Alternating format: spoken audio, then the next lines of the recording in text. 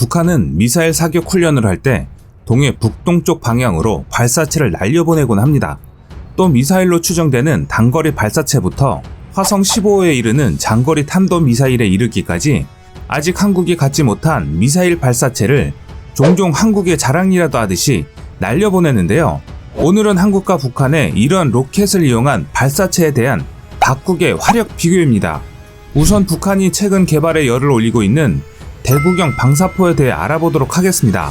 북한은 하루가 멀다 하고 대구경 발사체 시험을 하고 있습니다. 이로 인해서 북한군 방사포에 대한 궁금증이 더 증폭되고 있는 실정인데요. 현재 북한군은 기존 240mm 방사포부터 시작해 구경이나 사거리를 대폭 늘린 600mm급 이상의 방사포를 자체 개발한 것으로 추정되고 있으며, 이 방사포의 사거리는 수도권을 넘어 제주도를 제외한 남한 전역을 위협하는 수준에 이르고 있다는 분석인데요. 그럼 한국의 안보를 위협하는 북한의 대구경 방사포의 구조와 그 개발에 대해 먼저 짚고 넘어가겠습니다. 1941년 7월 13일 구소련의 북부에 소재한 오르샤시 외곽 지역을 파죽지세로 진격 중이던 독일 중부군 선봉부대 제12기갑사단에 갑자기 불덩이들이 우박처럼 떨어졌습니다. 이 공격으로 일거의 독일군 전차와 장갑차 17대, 화포 15문 등이 파괴되고 거의 대대급에 이르는 수백 명의 사상자가 발생했는데요. 이것이 바로 2차 대전 내내 러시아 전선에서 독일군을 공포에 몰아넣은 자주 다연장 로켓포 카츄샤포의 첫 신고식이었습니다. 구소련의 로켓공학자 니콜라이 이바노치가 주축이 개발한 이 카츄샤포는 초기엔 군의 냉대를 받았는데요. 소련 군부는 로켓포는 특성상 명중률이 아주 낮아 특정 목표를 타격할 수 없다며 군 제식 무기로의 채택을 거부당했기 때문입니다. 그러나 급박해진 정황으로 위력이 검증되지 않은 채 카츄샤포 7포대가 오르샤로 보내졌습니다. 그리고 이것이 바로 로켓포의 새로운 전설의 시발전이 된 것입니다. 이 로켓포들은 일거의 한 지역을 초토화시키는 파괴력으로 독일군의 진격을 막는 데 성공했는데, 이로 인해 2차 대전 후 각국은 다연장 로켓포의 독자적 생산에 박차를 가하게 만드는 계기를 마련하게 된 것입니다. 북한 역시 구소련의 이 기술을 받아들여 지금의 방사포를 독자 개발한 것으로 알려져 있습니다. 북한은 다연장 로켓포를 방사포라 부르는데요. 군 전문가들은 일반적으로 공간을 향해 날아가는 발사체인 로켓의 앞부분에 탄도를 장착할 경우 미사일이나 로켓탄이 되고, 핵무기를 소형화시킬 경우 핵 탑재도 가능하다고 설명을 합니다. 즉, 방사포의 핵심은 로켓 기술이라는 것인데요. 연소실에서 고체 또는 액체 연료를 태우면 이때 발생된 뜨거운 가스는 급격하게 팽창, 노즐로 분사됩니다. 이 고온의 팽창가스는 연소실 벽에 강한 힘을 가하고 로켓은 작용, 반작용 법칙에 따라 앞으로 날아가게 됩니다.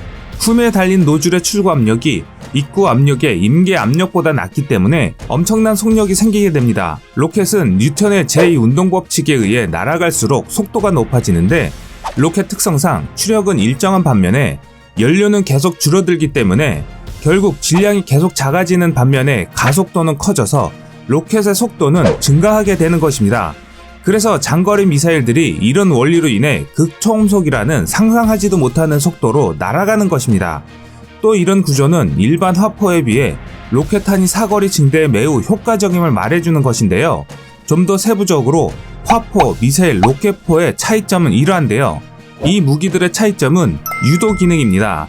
미사일은 발사 후 탄도 수정이 가능하지만 화포와 로켓탄은 탄도 수정이 불가능하다는 것이 큰 차이점이고, 미사일은 목표를 명중시키기 위해 외부의 지령이나 내장된 기계의 작동으로 목표에 접근하도록 만들어진 공격 무기입니다. 자체 추진력을 갖고 있다는 점은 로켓과 같지만 위성이나 관성, 항법장치 등에 의해 스스로 노즐을 조정, 표적을 찾아간다는 것입니다. 하지만 현재는 기술의 발달로 인해서 로켓포와 미사일의 경계가 모호해지고 있습니다. 현재 북한이 개발 중인 방사포는 GPS 기능을 탑재해 약간의 유도 형식을 띠는 방사포도 등장하고 있기 때문인데요. 반면에 곡사포 등의 화포는 고정 목표에만 쓸 수 있고, 발사 전에 사수가 목표를 정확하게 조준해야 하기 때문에 방사포와는 확연히 구분이 됩니다. 따라서 무유도 시스템인 화포와 다연장 로켓포는 정확도가 떨어집니다. 반면에 비용이 유도 미사일보다 상대적으로 저렴하고 손쉬운 제작으로 화포와 다연장 로켓포의 경우 이런 불리한 점을 극복하기 위해 물량으로 한 지역에 우박처럼 쏟아붓는 발사 능력을 채택하고 있습니다. 넓은 지역에 화력을 일시에 집중하는 것이 바로 이 무기들의 장점인데요. 연통형의 로켓 발사관 캐니스터를 여러 개 묶어서 각 연통 안에 로켓탄을 삽입, 거의 동시 속도로 발사할 수 있는 다연장 로켓포는 화포에 비해 더 강력합니다. 한 발의 다연장 로켓탄은 155mm 곡사포 18문, 3개 포대를 동시에 사격하는 것과 같은 화력이며 이는 축구장 하나의 크기를 초토화시키는 위력입니다. 무엇보다도 약실 파워 챔버가 필요 없어 화포에 비해서 사거리를 늘리는데 매우 유리하고, 곡사포의 경우 포탄은 약실에서 추진 장약의 폭발에 의한 팽착 압력으로 날아가기 때문에 장약을 늘리려면 포의 몸체도 비례해서 커져야 하기 때문에 사거리 증대의 한계성을 갖고 있는데, 로켓포는 연소에 필수적인 산소와 연료를 로켓 자체에 싣고 전기로 작동하는 점화기로 발사가 가능한 다연장 로켓포의 경우 약실이 필요 없고 발사관만으로도 사격이 가능한 간단한 구조입니다. 이는 같은 구경의 포보다 훨씬 크고 긴 로켓탄 사용이 가능하며 작약과 장약 추진제를 더 많이 실을 수 있어서 사거리와 파괴력을 훨씬 늘릴 수 있는 장점이 있습니다. 이런 구조가 바로 북한이 방사포 개발에 혈안이 되는 이유인데요. 비용은 저렴하면서 파괴력은 늘릴 수 있기 때문입니다. 북한이 지난 7월 함경남도 선덕 일대에서 발사한 초대형 방사포는 최대 사거리가 400km 이상에 달할 것으로 보이는데요. 제주도를 제외한 남한 전역이 사정권입니다. 또한 북한이 이날 발사한 초대형 방사포는 올해 13차례 발사한 방사포와 미사일 가운데 최고 고도인 97km를 기록했습니다. 북한이 처음으로 초대형 방사포라는 표현을 쓴 것으로 보아 사실상 미사일급 방사포에 해당하는 것으로 추정되는데, 북한은 다연장 로켓포를 약 5,100여 문을 보유하고 있는 것으로 알려졌습니다. 북한은 지난 2015년 10월 10일 노동당 창건 70주년 열병식에서 신형 300mm 방사포 KN-09를 최초 공개했고, 기존의 240mm 방사포보다 구경이나 사거리를 대폭 늘린 300mm 이상의 방사포를 자체 개발한 것으로 추정됩니다. 북한이 당시 공개한 방사포는 중국이 러시아에서 도입한 뒤 개량해 제3국에 수출한 300mm 방사포 WS-1B와 비슷했는데, 발사 차량 한 대당 300mm 로켓 발사관 4문을 묶은 형태인데요. WS-1B의 사거리는 180km이며 최대 속도는 마하 5.2, 길이는 6.37m, 탄두 중량은 150kg입니다. 당시 KN-09 신형 방사포는 자체 로켓 추진 유도 시스템을 갖추고 있어 미사일급으로 평가되고 있는데, 당시 조선중앙통신은 김정은이 신형 방사포의 명중성이 바늘 귀를 깨듯 정확한 데 대해 대만족을 표시했다고 보도했는데, 이 때문에 러시아제 GPS인 글로나스를 사용한 것으로 보입니다. 일부 군사 전문가들은 400mm 이상의 유도 방사포를 단거리 탄도미사일과 구별하는 것은 기술적으로 별 의미가 없다고 지적합니다. 미사일 전문가들은 북한이 최근 관영 선전 매체들에 공개한 초대형 방사포 사진들이 사실이라면 기존의 중국이나 브라질의 세계 최대급 방사포와 비슷하거나 이보다 클 가능성이 있다고 분석하고 있습니다. 지금까지 알려진 세계에서 가장 큰 방사포는 중국 WS-2로 최대 직경 425mm와 브라질 아스트로스-2로 최대 직경 450mm 등이 있습니다.